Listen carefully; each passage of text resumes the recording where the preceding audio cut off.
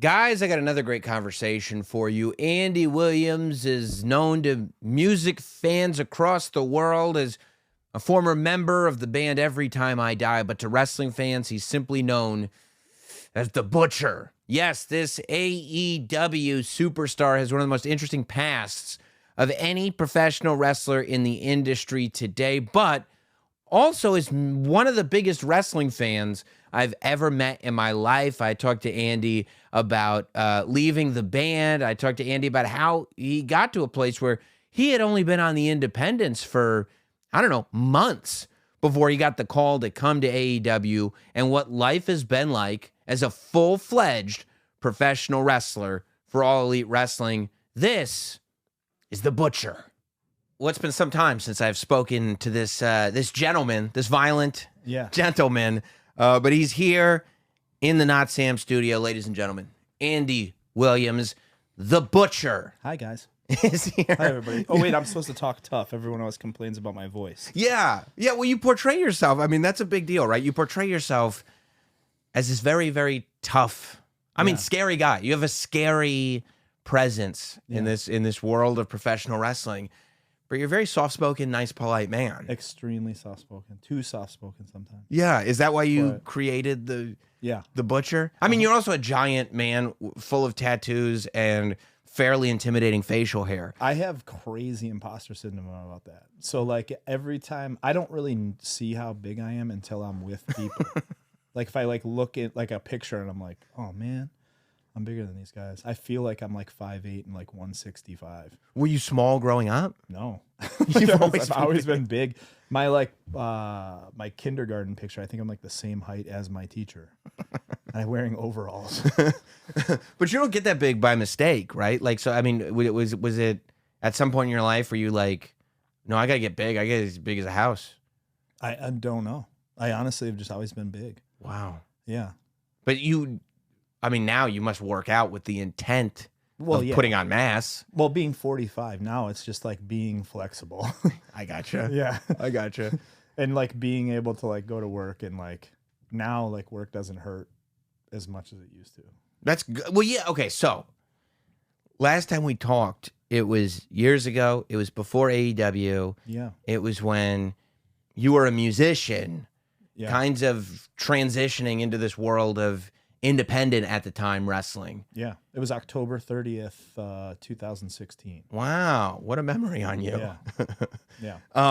Do you have any reason why you remember that date specifically, or just my first match ever was on October 30th. It was on Halloween. So I'll always remember the first time I'd actually wrestled in front of a live crowd was October 31st, 2016. Wow. Yeah. And at the time it was we were talking about how it was nuts that at this station in your life or at that station in your life, you were getting into independent wrestling. Yeah. And then very quickly, for the most part after that, you're part of a nationally televised promotion. Wild. It's so weird, dude. It's so weird. Yeah.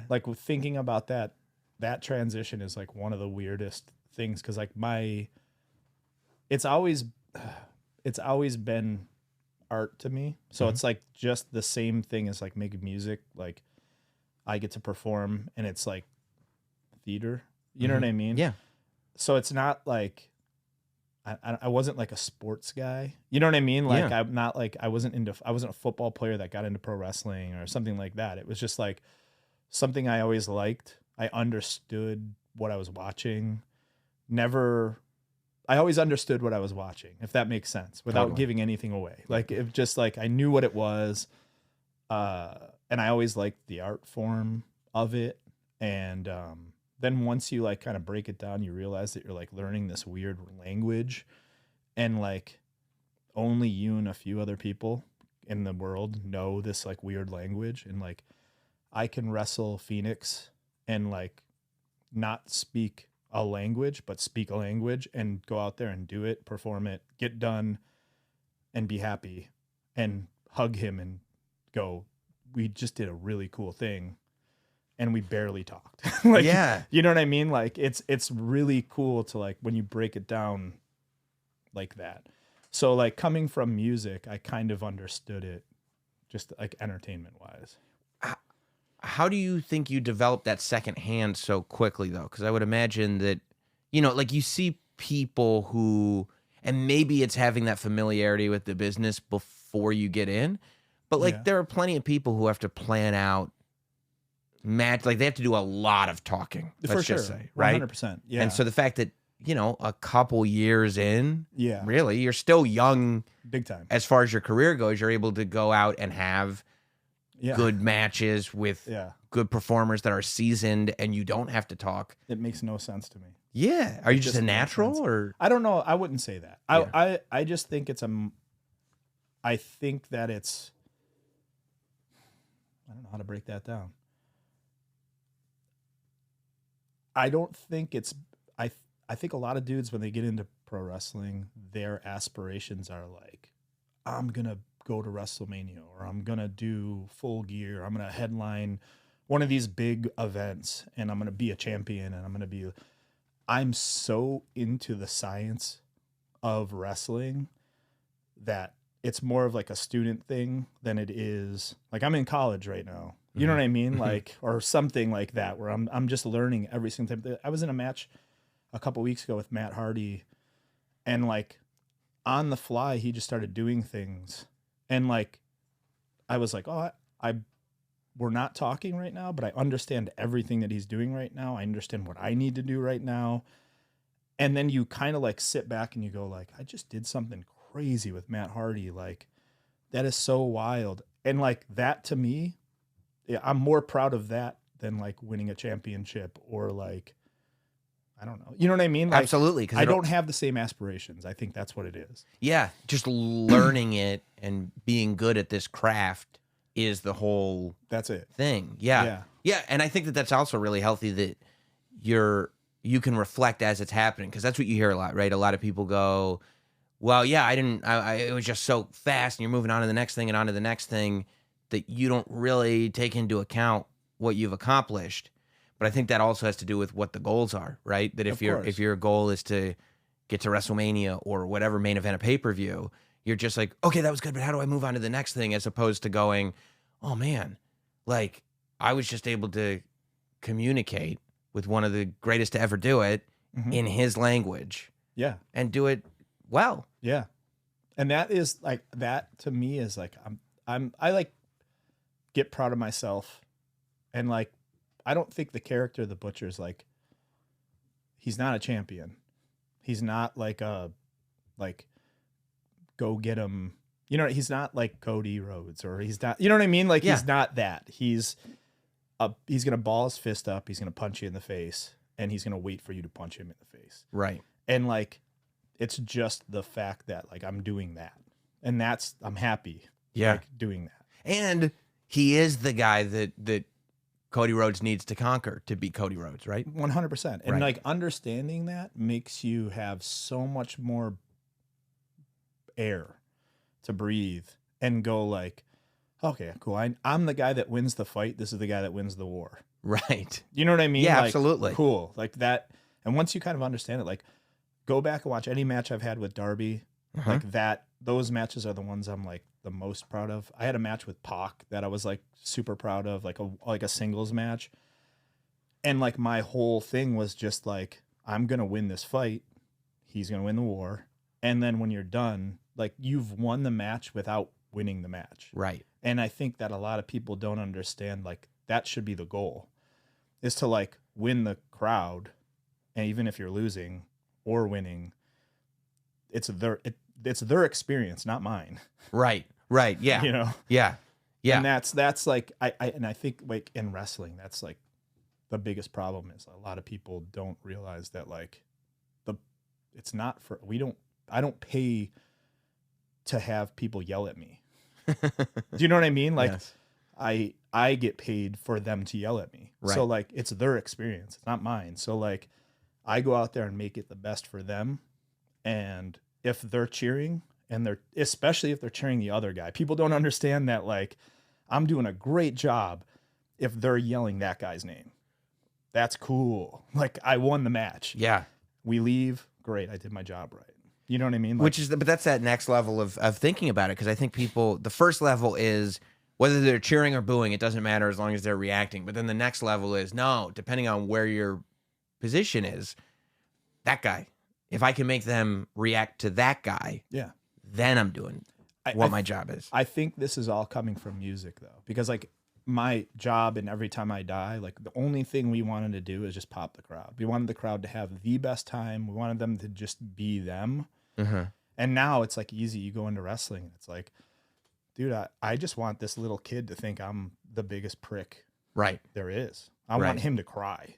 Right. That sucks. And that's why the monocle and the big mustache and it's like this is a villain. Yeah. This is what a villain looks like. You don't have to, you could be 6 years old and go like, that guy scares me. I don't like him. I want somebody to beat him. Yeah. Me and Jess's that was like when me and like the Blade like started the Butcher and the Blade, like our whole thing was like when you're watching Roadhouse, you don't care about Ben Gazzara's character. Yeah, he's a rich guy. You care about the guy who has a boot knife. And he's wearing some like turquoise necklace. He's got like feathered hair. And like, you know, he's a badass. And he wins the fight, but he loses the war. Right. You know what I mean? Right. And Nick, I don't I love that movie. So yeah, I know that Ben Gazzara is the bad guy.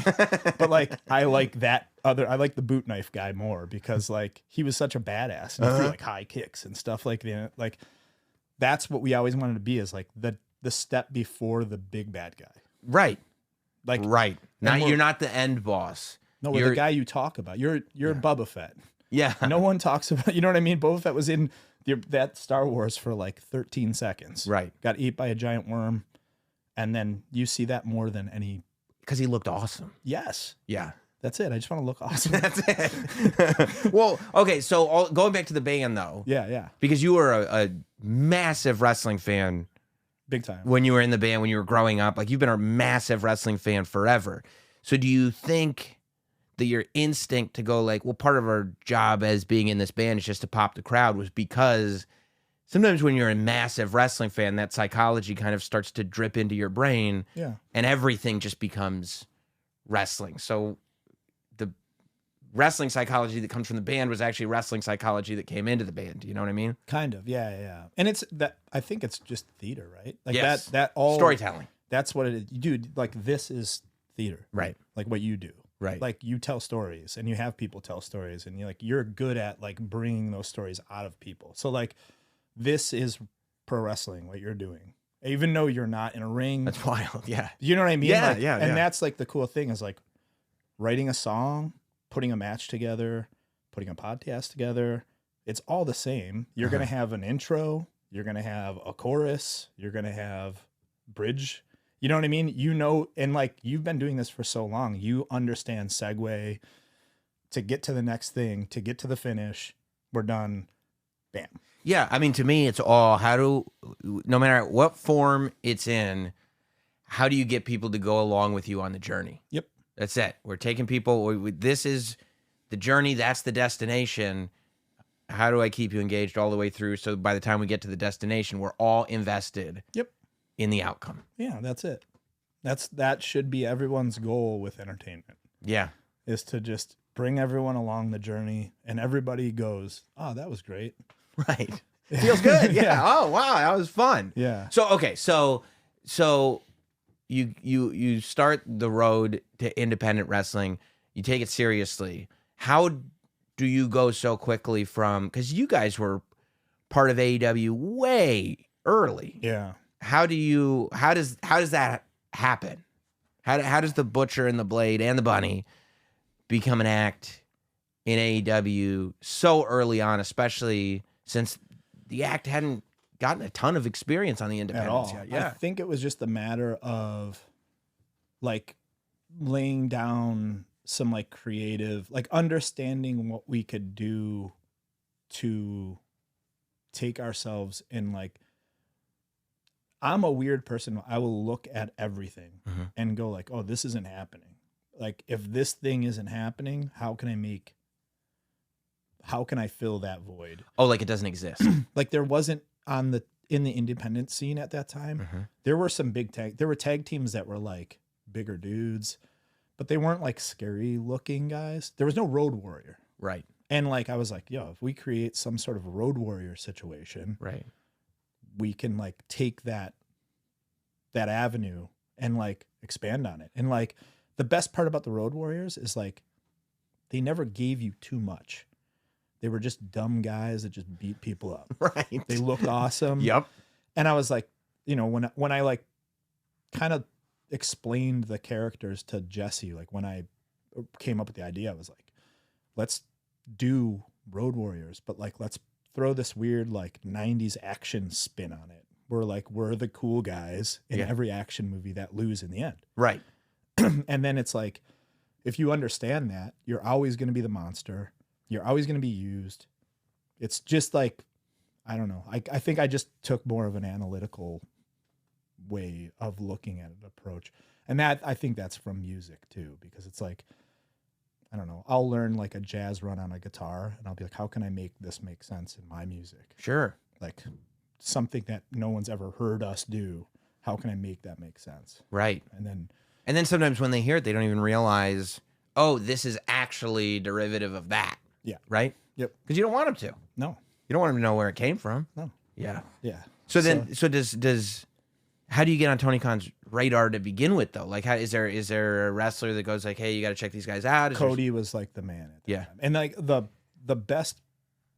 So there was like weird kind of things that kind of happened at that time. Like ROH was going to bring us in with Tyler Bateman,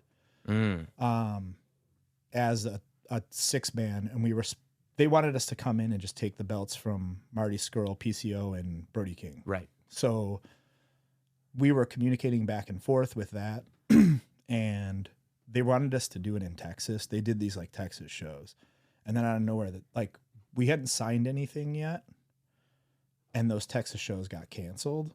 And I remember being like, "This is bad, dude. Like we got to pull out. Like this is that." And like it was kind of weird because me and Jess kind of like argued, because like he's been in wrestling for so long, and like I want him to have what he needs. Yes. Like, he's such a great person, and like he deserves to be with one of the big companies making money doing wrestling. And I was like, oh man. And he was like, dude, this is my chance, you know? And I was like, no, just, this is bad juju, you know, like we got to just like back away. And literally, I think like a week later, get a call from Cody, and he's like, hey, you guys come into like AEW and do some stuff. Like, sure. And it was Love like doing stuff. But I was like, my intentions with wrestling was always to keep it super punk rock and wrestle in like VFW halls and like do that. Because it's just, I fell in love with indie wrestling. I thought indie wrestling was like, you have a different scene every single night. Nothing is like, everything's exciting. You know what I mean? And like, yeah, there's shows that are like boring and stuff like that. But like, for the most part, like the venue is always different. The people are always different. That is something that like I love, is like growing up a punk rock kid. Like I feel more comfortable in a VFW hall than I do in an arena. And like, that still is Really? I still feel more comfortable like in a VFW hall, and like the arenas are not stagnant, but it's just like it's the same scene every week. And it's just like, even though you're in a different town or whatever, it's a mass of people. It's just a mass of people. Like you're not necessarily connecting with these new individuals that you would with a smaller crowd. Yeah. And like a year in, I was getting kind of, I was like, oh man, like I haven't been in like a venue in a long time. I've been in like these arenas for a year. This is like weird. And then I was like, how can I make this now make sense and be fun? And it was like, oh, okay. Like the cool part is wrestling in an arena makes me slow down and be able to like pay attention. And then you realize like the difference between indie wrestling and TV wrestling. Right. You know? Right. And it's like, that's the thing. It's like, I had to learn that on the fly. Of course. So, like, Jesse had experience wrestling on TV. I had none. So like that first day, dude, oh my God. Cause we like came out of the bottom of the ring, and like, I was worried like that it wouldn't open or something. You know what I mean? Like something wouldn't happen. You know what I mean? And like, we just, But everything went really smooth, and like we hit our finish on Cody, and when I went to the back, the first person standing there was Billy Gunn. And like Billy has one of those faces that like until he smiles, you kind of don't know where to gauge him. And at that time I didn't know him at all, so I was terrified. I like walked back and looking at Thanos like just staring down at me, and he was like, hey, next time you do your finish, like hit a little more snap on that. And I was like, oh, thanks, dude. And he was like super rad. He smiled. He was like, great job, man. You did really good. I was like, okay. And like, it was, man, that was so weird. But I never put that in my head. I never put arena wrestling in my head ever. Yeah. You know? I mean, and you were just, it was also experimental, I think, for you. Big time. Right? Big time. And so the idea that now we're here, it's wild. now we're here. Yeah. Yeah. How has it become more comfortable or Big more time. at home for you? Absolutely. Yeah. Like now I feel way more comfortable. Like I don't really get nervous. Like the last time I was like really nervous, we had a match with like Sting was in the match. Yeah. And yeah, that's like, as he's so cool, man, like, and so down for everything. Like he wants to keep up. He doesn't want to be like the guy that just has to go out there, hit the stinger splash.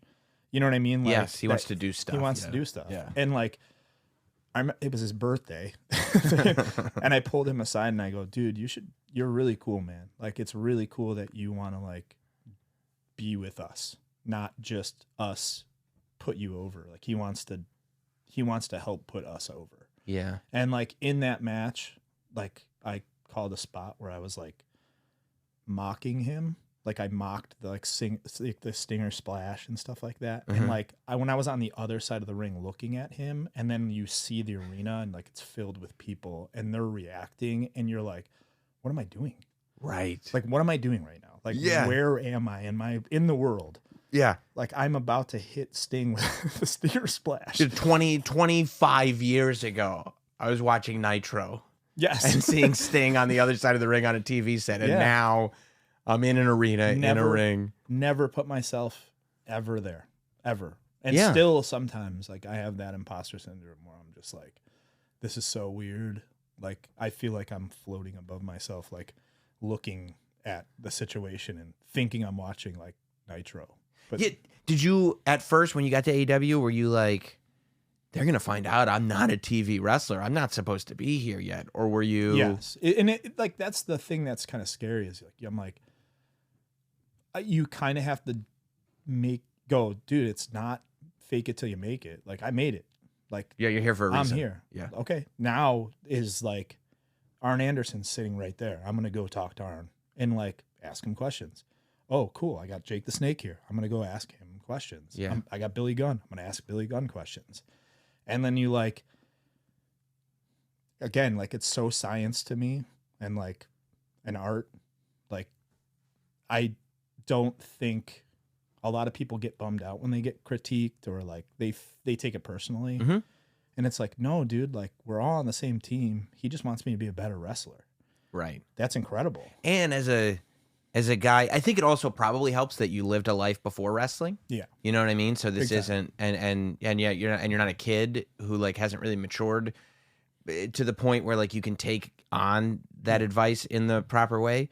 But also you're such a fan that you're like, having Arn Anderson critique me is a fantasy, not a punishment. Yeah. Right? Yeah. And it's like, it's also like, I mean, I've talked to like people in the past where you're just like, oh, they don't even care what they're talking to me about. Right. They're on to the next thing. But like the first time I sat with Arn, you can see in his eyes, he still wants to wrestle. So like I asked him like a simple question about just shining someone up, but still being big and tough. Like that was the thing I was having the most trouble with was like shining up a baby face and still looking like a killer. I was like doing this weird thing where like I would just cower and like look smaller. I wanted to look bigger.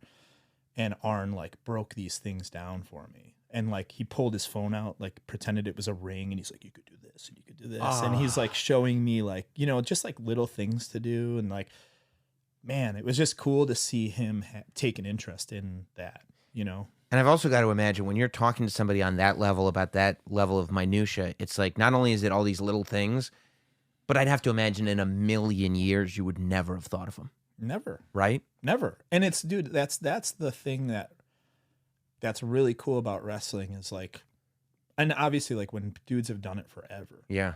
The first thing they'll say is like, I don't do any moves. I don't do any moves. And you're like, dude, I saw you do like 30 moves. Right. Like, what are you talking about? Like, you don't do any moves. Right. And then you realize like, oh, they're not doing any moves. It's all like the little detail that builds the move up. Right. So like you do 2 moves or 3 moves in a match. And like, dude, there was a match last week. You might remember this. It was Danielson versus Suzuki. Yeah. Dude, me and Pac watched it together and hugged after like our team won a Super Bowl.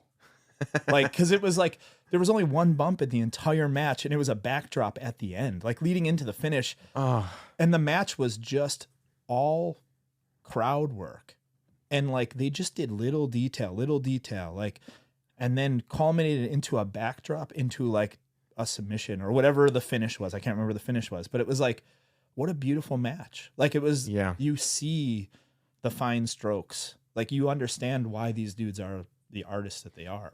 And that's one of the fun things about wrestling is that the levels upon which one can appreciate it, right? Because like you guys are watching brushstrokes. You guys are seeing what's going on. Yeah. But for a lot of us in the audience, we don't even realize what we've watched. Like like the beauty of guys who don't do moves is that, like you just said, none of us realize that they don't do moves. You don't understand that you've only seen a match with 2 moves in it.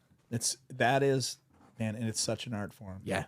And it's like Kenny Omega, like that guy is one of those people, like you can say whatever you want to say about him, but that dude is Monet. He is when he came back and did that ladder match, every single movement he did in that match was intentional. There wasn't an unintentional move. And when you see that, you're like, this is a great artist. This is like looking at Mona Lisa up close. Yeah. And like you said, like a lot of people don't see that stuff. You know what I mean? Like, but now because like the sport has slowed down for me, I can see that stuff and then go like, oh my God, like I never thought about selling like that.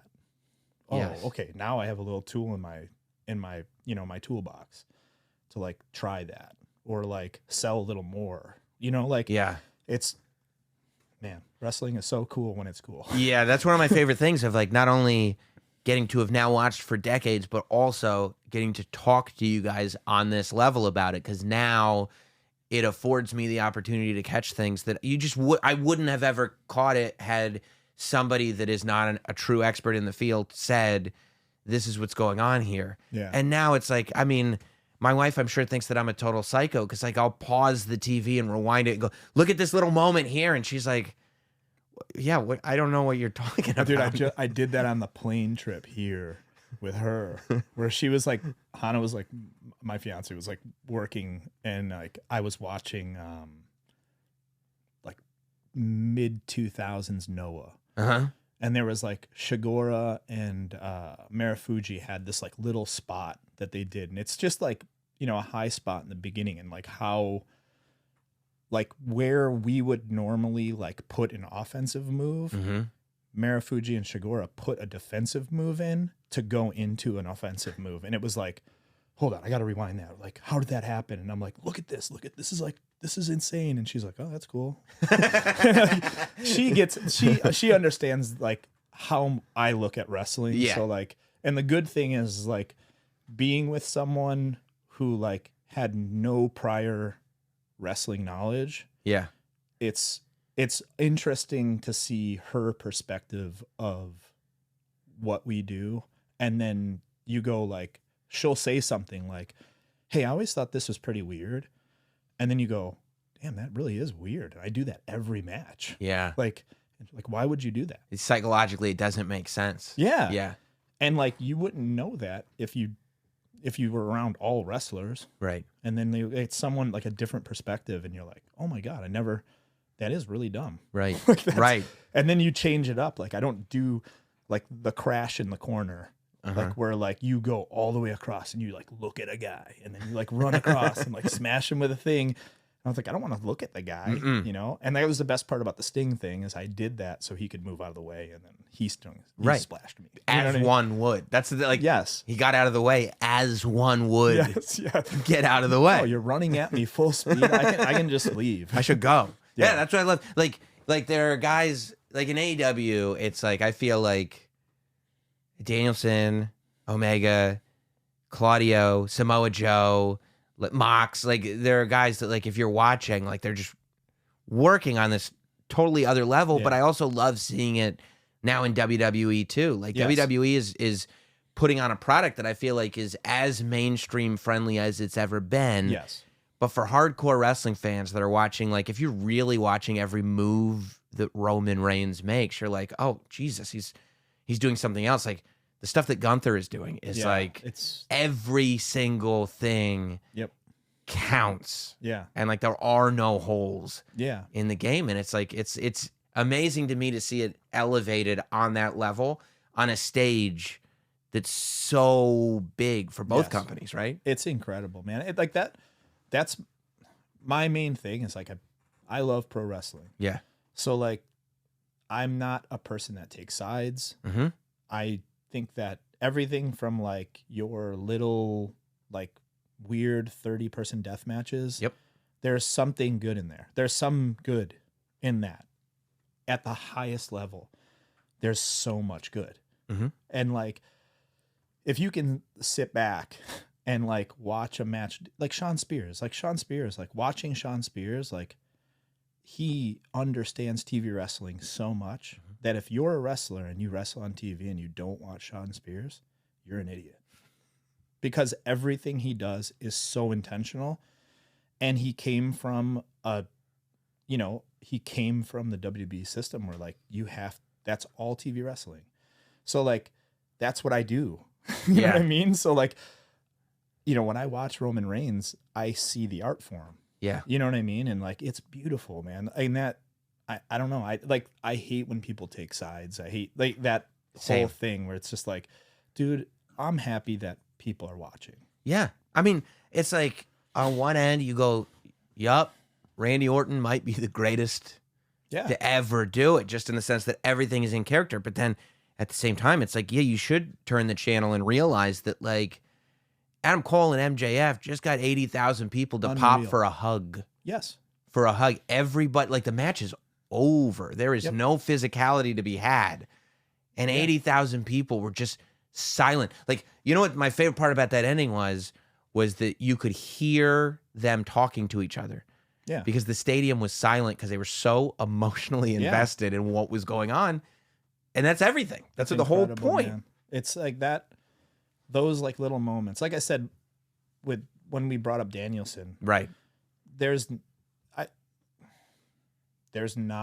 I don't think there's a pro wrestler even close.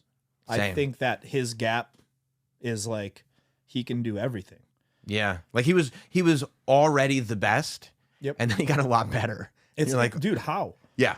How? Yeah. How? Yeah. Like that's like, how do you get better than that? Yeah. And like you can put him in you could put him in comedy, you could put him in deathmatch, you could put him in technical. That dude does everything good. Mm-hmm. That is Michael Jordan. Like everyone should watch that guy wrestle. But then also when he talks, he's like, and I think there's a big part of it, the same way like you talk about talking to coaches at AEW and like taking in all this advice. Like he loves wrestling. When he talks about the relationship he had with Vince McMahon, love Vince McMahon. Love talking about wrestling with Vince McMahon. Yeah. When you hear him talking about Tony Khan, love Tony Khan. Love talking about wrestling with Tony Khan. It's like, this is a guy who, like you just said, just understands the entire spectrum of what you do and appreciates and continues to just soak it all in, I think. It's so cool, man. Yeah. And on top of that, like there's not a bad bone in that dude's body. You know what I mean? Like he's one of the best. At any point in time, you can pull that dude aside and have any type of conversation with him. That's awesome. And like either he'll give you advice, he's nurtured me before, you know what I mean? Like he's done everything that I've asked him personal questions about life, like in this business, because it's a dog eat dog world. Mm-hmm. I don't come from it, so like I'm very hard at. I don't do politics. Mm-hmm. I don't do the backstage shit. Mm-hmm. You know what I mean? Like that's just not my thing. Mm-hmm. I don't like it, and I don't understand it. Mm-hmm. And like when it happens, it feels very foreign to me. Yeah, I guess when you go in as like a fan, it's almost like you walk in going, "Hey guys, how super cool is it that we're all here getting to do this?" Yeah, right? yeah. And like, you know, there's guys that like that's part of the craft. Uh-huh. You know what I mean? Yeah, like, sure. That is part of the craft. And like, if I never get to like that great level, that might be one of the tools I just didn't want to put in my toolbox. Right. You know what I mean? And like, I'm cool with the physicality part of it. Yeah.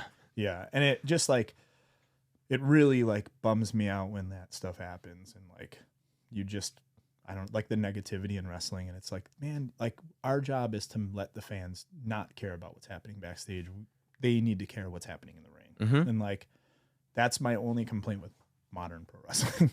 Right. You know? Right. Yeah. And there is that thing that like, because fans do get more engaged when the stories are true. So there is part of it like, well, if there really is beef and we can bring it into the ring, it's going to make the story even better. And that's true. But also, we should kind of not know where the line is. We should be convinced that, that beef is real when it's not. Dude, when I go see Circus Soleil, and there's a dude that comes out dressed like a giraffe, that's a giraffe, man. That's it. That's it. I don't want to know where that guy lives. I don't want to know where that dude eats. Right. I just want to see him do a giraffe. Right. That's it. That's it. Yeah. So, so is that part of the reason why when you came in, because one of the things about you that I find completely fascinating is that you come to the table with a fan base. Yeah. You know, you come to the table with an entire career and people who love you from music. Every Time I Die has an incredibly large and loyal fan base that are like locked on to whatever any of you guys are doing. And I found it amazing that you get onto AEW TV and it wasn't even the Butcher Andy Williams. No. It was just the Butcher. You have a monocle. You don't look like you did when you were in the band. Yeah. Like you're like, no. I don't know who this Andy Williams from Every Time I Die is. Yeah.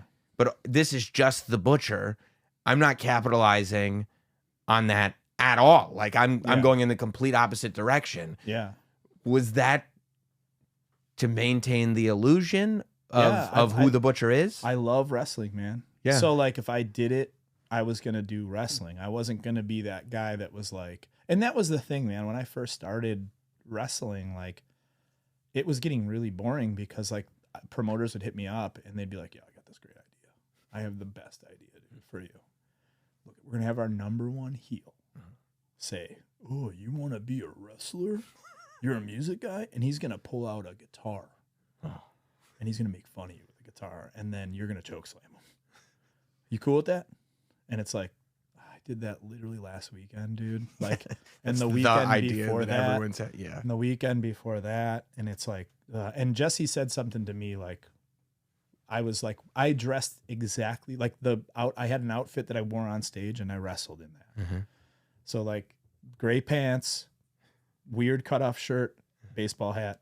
So like, I was catering to just the Every Time I Die fans that would come to a wrestling show. Sure. I wasn't catering to the wrestling fans that didn't know Every Time I Die. Right.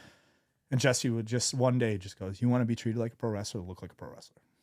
And I was like, okay. And I think I watched Running Man and his name was the Butcher of Bakersfield. So I started calling myself the Butcher of Buffalo, Andy Williams, and then made a weird long jacket, started wearing tights. Yeah. Like, I never thought I was going to be a tight guy. Was that a tough thing for you to like go like, okay, I'm just going to wear trunks.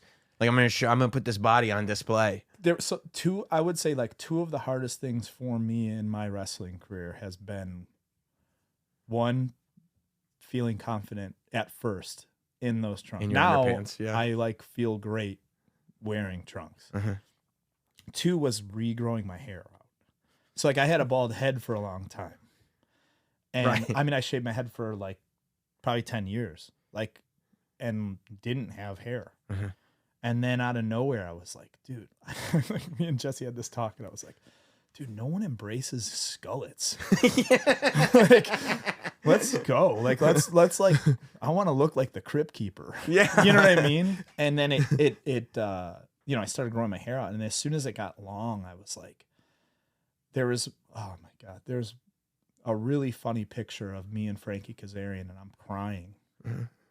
I'm like sobbing, but like a happy sob. Mm-hmm. And he's like got his arm around me.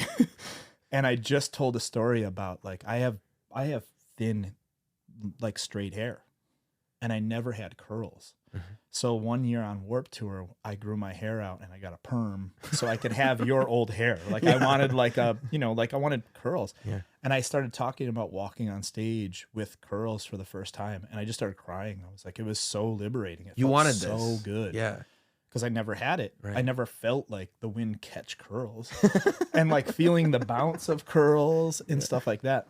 So like I started growing my hair out literally before we started AEW. Yeah. So like I kind of had hair when we first started, and then Yeah. it kind of kept growing. And then I ended up breaking my thumb, and I had like 4 or 5 months off. And the good thing was like that I broke my thumb on the very first show we were allowed to have fans back.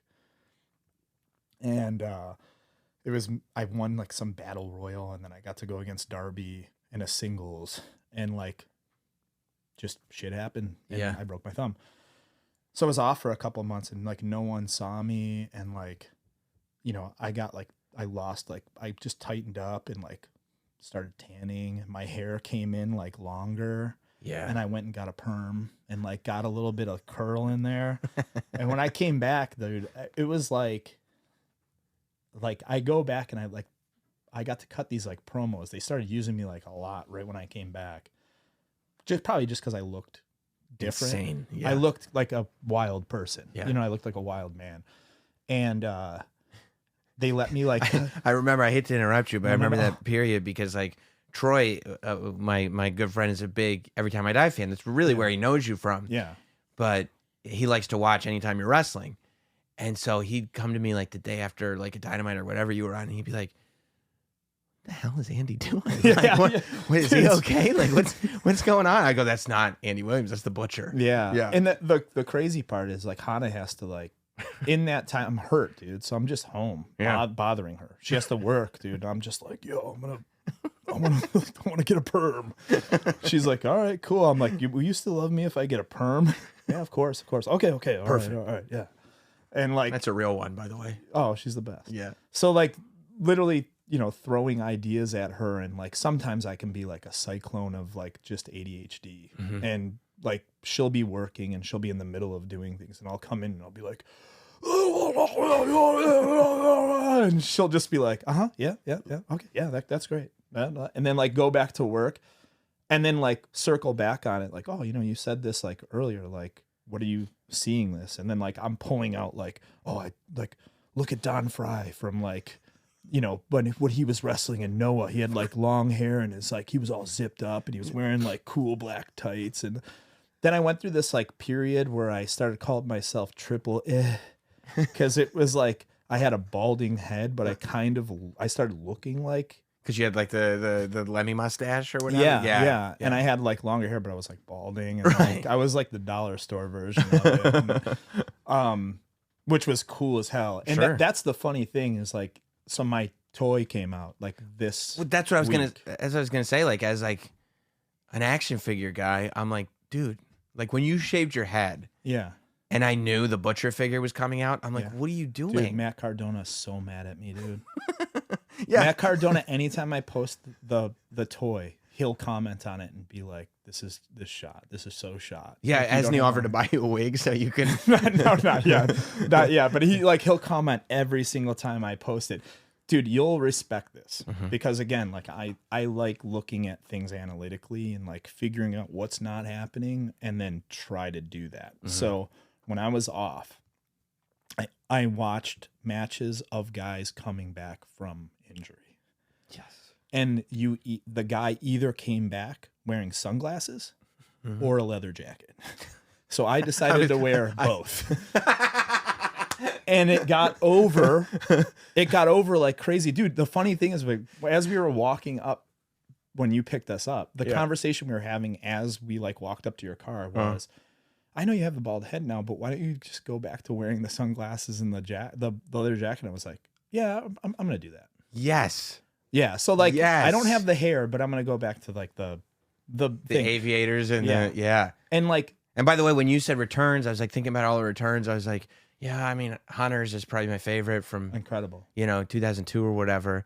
And I was like, what's he going to, leather jacket? Yeah. Leather jacket. And that was the funny thing is I think at that point in time, when I came back, there was a weird, like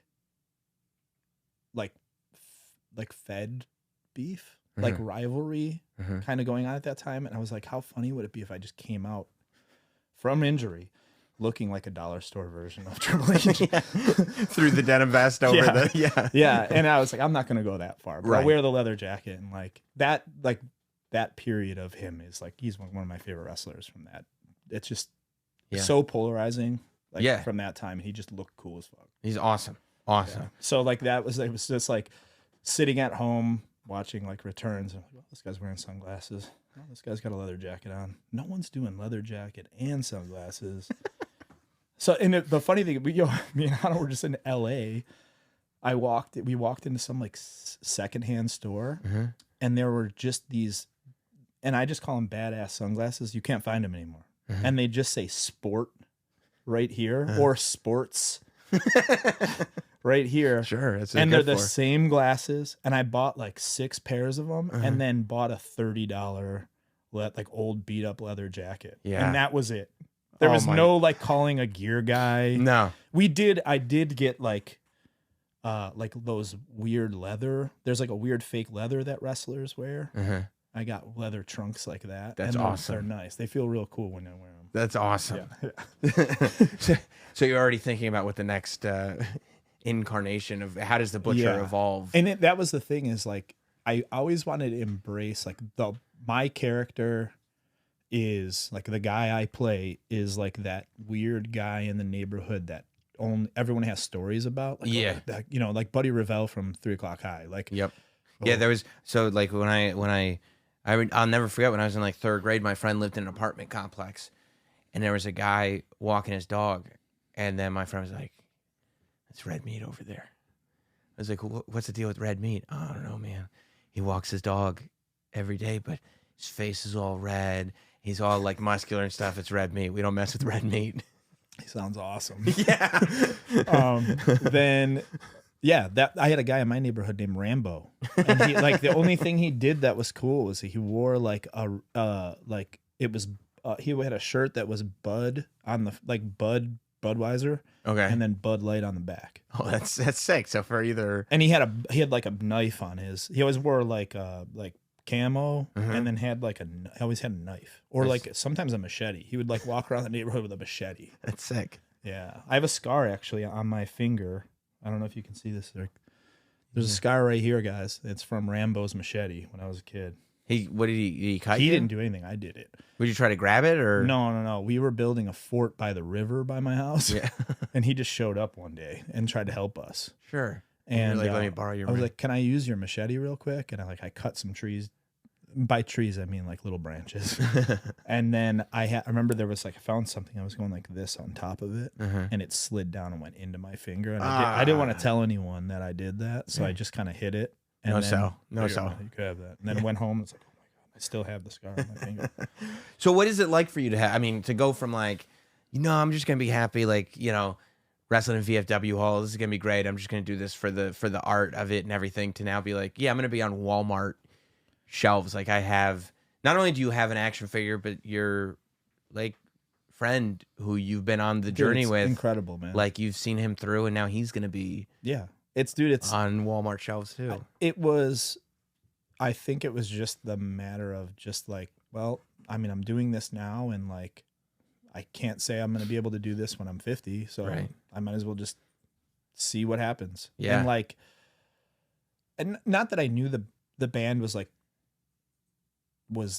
going to break up or anything. I didn't think that, but like dudes started having kids. Right. And I was like, okay, it's going to slow down. So I have a little bit of space to like kind of do this. And like, that was the thing, was like when I started working for AEW, like I was very communicative about, hey, like I'm going to go do tours.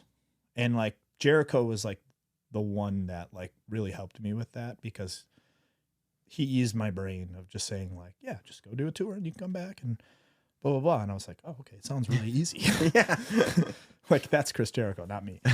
But like they were so cool with me understanding that like I do that and like I could go do that. And, you know, and when that was like the weird thing is like I had a match. It was me and Jess versus Ishii and Orange. Mm-hmm. And I ended up tearing my right bicep, and I was in the middle of a tour. Like, so like I left, I can't even remember, Galveston or something like that, flew to wherever that match was, wrestled on that Wednesday. The band the band played a show, and then I met back up with them. And like when I came back, I had a torn bicep. So like I was like, man, can I play guitar? You know, and just went straight to a show, played a guitar. Like it was fine. And then at the end of the tour, the band kind of just fell apart. And Tony was super cool, man, and like gave me like a couple months off. And like my head just wasn't ready. I couldn't even imagine like trying to wrestle that like week that the band broke up. Because it was just like, so like you did not expect it to happen. Yeah. No. And it was just like, you know, I was hurt. And like it happened quick when the band broke up. Like it was like, that's it, we're done. Yeah. And it was just like the you know, the grieving process. I didn't think it was going to hit me like that. And I couldn't imagine wrestling. Like my head was spinning like constantly. Wow. Yeah. Wow. So it was like really cool that they gave me time off. And so you didn't think it, did you know, how do you know, obviously without getting into specifics, like I'm sure there are fights in a band, right? And like, it's like a relationship, right? You know, when you get into a fight and you could threaten, you know what, let's take a break. You know, I'm done. I'm leaving the house. You know, it's not done. Yeah. Like when something like that happened so suddenly, did you just realize like, oh my God, this actually is it? I think it was this. It was, things were just so weird. I was like, I don't need this weirdness. Right. And like, kind of like vocally, like saying to the guys, like, if it's like this, I don't want to do this. Mm-hmm. And everyone just kind of agreed, and we kind of just stopped. And it was like, you know, obviously there's way more to it than that, but like, it was just a matter of like, I mentally could not be in that situation anymore, where it was just like, for me, that would have probably been my last tour regardless of anything. It was so weird. And like the way we went on tour was like, everything was just weird. People were like driving separate, and like, there just wasn't conversations happening. And like, it just didn't seem like the future was that. It just seemed bleak. And, but then, you know, understanding that that's not going to happen anymore is like, there's no way to prepare yourself for that. And like, you're in a 25-year relationship with someone, and like, then it's gone, and you're like, okay, like, I guess I'm a wrestler now. You know what I mean? Like, I guess I have to kind of like lean into this. And like, the good thing is like, I could have just put all my eggs in that basket and became a slave to pro wrestling, but I'm bigger than that. You know what I mean? Like, I have more to offer to the world than just pro wrestling and music. I can do other things. And like, when you're locked in something for 25 years, you kind of start believing you're only that thing. Yes. You know what I mean? And like, the good thing is like, when the band broke up, it was like, oh, wait a second. Like, I'm okay. I'm good. Like, I have pro wrestling, but man, I have so much more, and I still have music. Like, I can start another band. I can do solo stuff. But you're also at that point an individual. Big time. Yeah. And that's the thing, is you're not tied to it. And like, the cool thing is like, with pro wrestling is, it ain't me. that's the Butcher. So like, you know what I mean? That's work to me. And what I do outside of it is like for me, like that's kind of what I was kind of getting at in the beginning of like with pro wrestling is like a lot of pro wrestlers get caught in that cog. You know, they do the tryouts, they do that stuff. And like, you kind of start believing you're not good enough, even though you are. And it just not the right place, not the right time. And then finally it happens. And then you have imposter syndrome. Yeah. You know what I mean? Yeah. Like those guys have Absolutely. imposter syndrome. Like with me, I think I needed to like kind of not shed the band because I loved the band. I loved making music with those guys, everything. It was like to understand that there's more to me. Like it took a long time. Like when the band broke up, it was like, oh God, what am I going to do? What am I going to do? What am I going to do?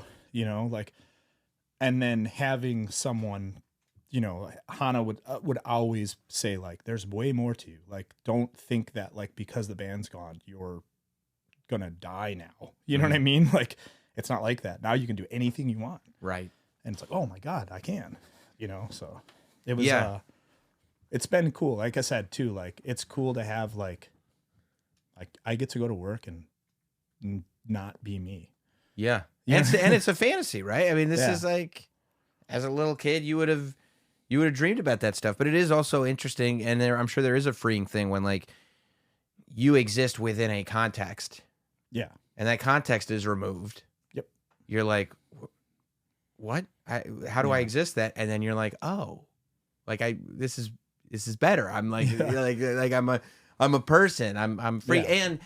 And your bandmates, a bunch of your bandmates are in Better Lovers now, right? Yeah. And you're they're my favorite. Totally cool with them. You were at the show the other night, right? Yeah. So I mean, it seems like we like regularly tell each other we love each other. That's incredible. And that to me is like that means more than anything. Yeah. You know, not a lot of people are in that position where they can like go see their bandmates' new band and not get like, I'm not jealous of it. I miss it. I like last night I was at that show at St. Vitus and like a part of me was like, oh man, I miss this. And then you kind of just realize like, oh, I'll get there.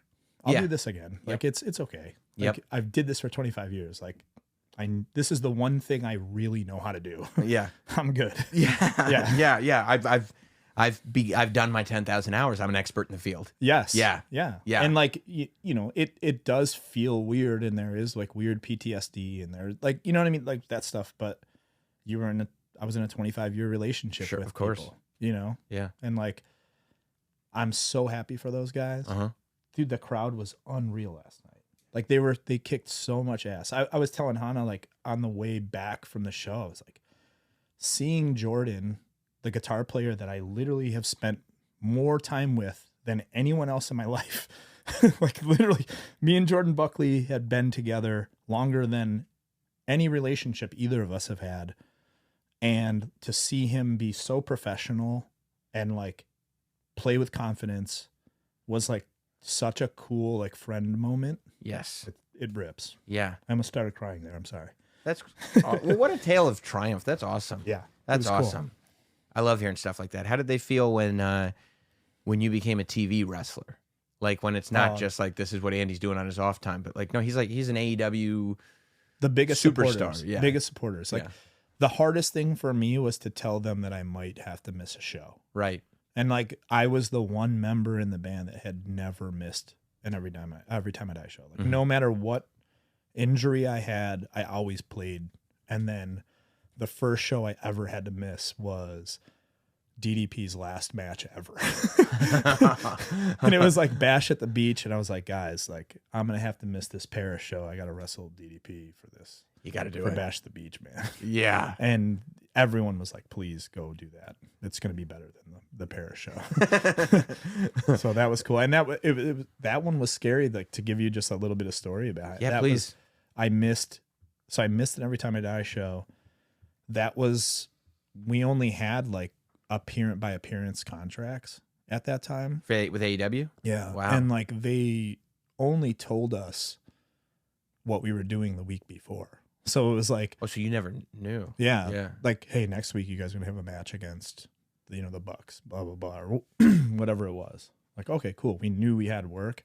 And then like we started talking about Bash the Beach. And then there was like no talk of anything after. And we're like, oh, man, well, hey. And I remember me and Jess had this like crazy conversation at this restaurant after we wrestled DDP. And like I had to go to Denmark the next day. And we're sitting there and I was like, well, hey, that was cool, man. Like we had a pretty cool 6 months. Like that was pretty rad. Yeah. You know, like we wrestled DDP's thing. Like, what do you want to do next? Do you want to like go back to the indies and like try to do? Do you want to go back and try to do the ROH thing? Do you want to like, you know what I mean? And then like Cody and Nick Buck like pulled us aside and were like, hey guys, we're gonna give you full contracts. Oh. And we were, it was like 2:30 in the morning. They waited so long. It was the worst. Dude. They knew what they were doing. And dude, the worst part is like, there was, this is just the way my brain works. There was a guy wearing a pair of Jeremy Scott Adidas cowboy boots that I had offered $1,000 to. And I was like, what are you doing, dude? Like, this might be the last day you're working for AEW. God only knows what's going to happen with the band. Like, you know what I mean? Yeah. You can't just spend $1,000 on these Adidas cowboy boots that happen to be your size. And I remember like talking to the dude, trying to buy him. And he was like, I can't do that. I can't do it, man. I love these things. I love these things. And then like got a tap on my shoulder. It was like, hey, Cody and Nick want to talk to you. And like pulled us aside and like told us. And I was like, oh man, you guys have been here since 10:30. Couldn't you just do this at 10:45? Like, I got to go to Denmark tomorrow. Like, all right. And then, you know, it was like, I think I called on it like 2:30 in the morning. It was like, hey, they offered me like a full contract and like a cool little moment. You know what I mean? Like, but it really was cool. So stressful. Yeah. So stressful. Yeah. Leading up to it. Yeah. When you look at that action figure, right? Yeah. And you look at it and there is, of all the toys on the shelves for any little wrestling fan or big wrestling fan in my case to pick up. Yeah. There's only one that the word Hellraiser is tattooed on the stomach. Yeah. Does that make you go, man, that was a good idea? Kind of, I guess. Yeah. The weird thing is there's so many weird joke tattoos that I have that are on that doll. Like when the guys started having kids, like when they both told us they were having children, the rest of us freaked out because it seemed like they didn't want to save money. Mm-hmm.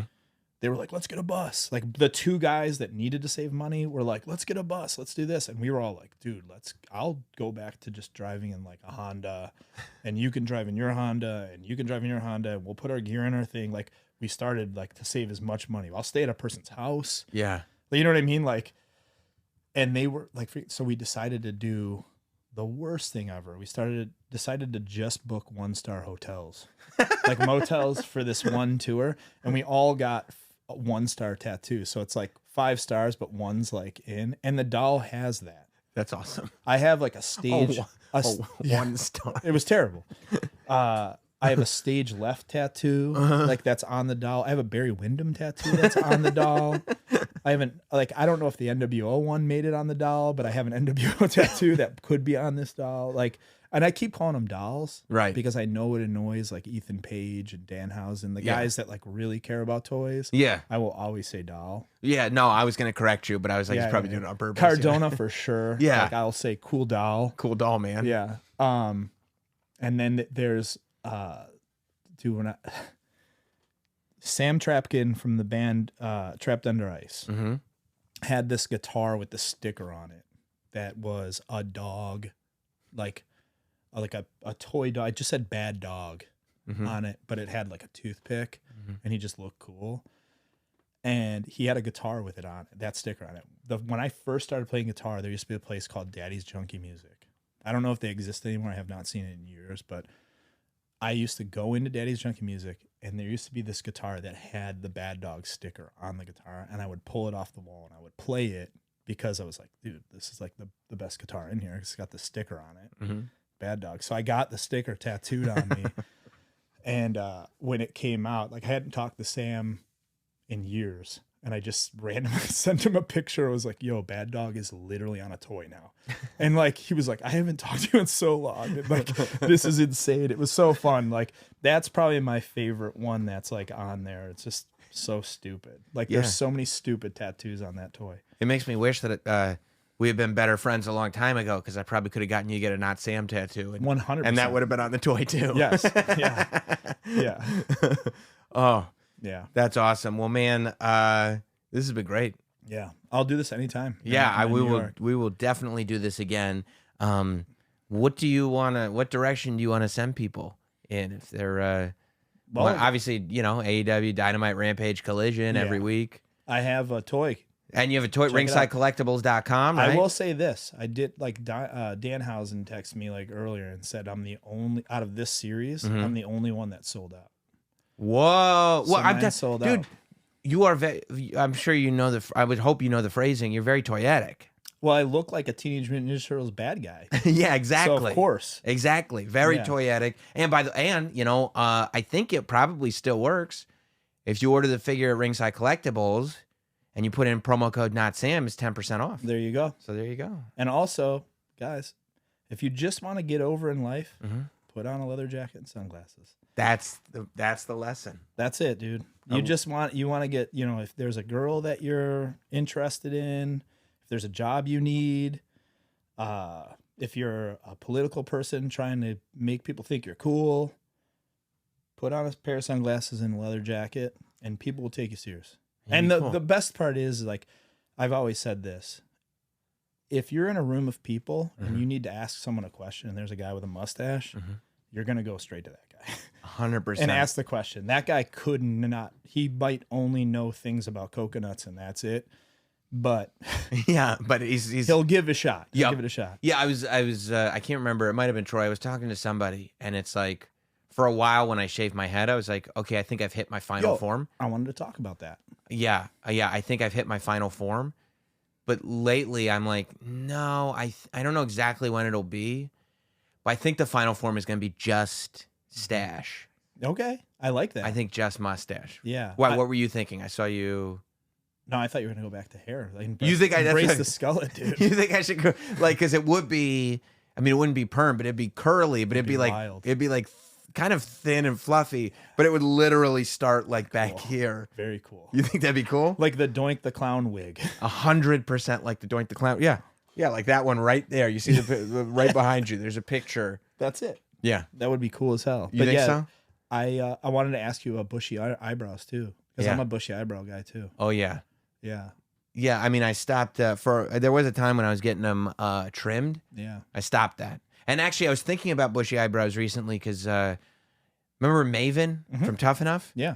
He used to have real strong eyebrows. Yeah. And he gets them done now, like they're all thin. And I'm like, there's something very, I feel like commanding and masculine about a strong brow. Yeah. You know? Hannah tells me when it gets out of control. She does? Because I don't have control of them. No, you can't. But she helps me with the control. Sometimes they're like pointing down over your eyes and stuff. Yeah. Yeah. But I do have cool stuff. I just did a Life of Agony cover for 2 Minutes to Late Night. That's coming out soon. I just filmed it at the Men in Black because we were at Arthur Ashe the other day. So like the end of Men in Black is outside of that place. Yeah. So like Rocket Park or whatever.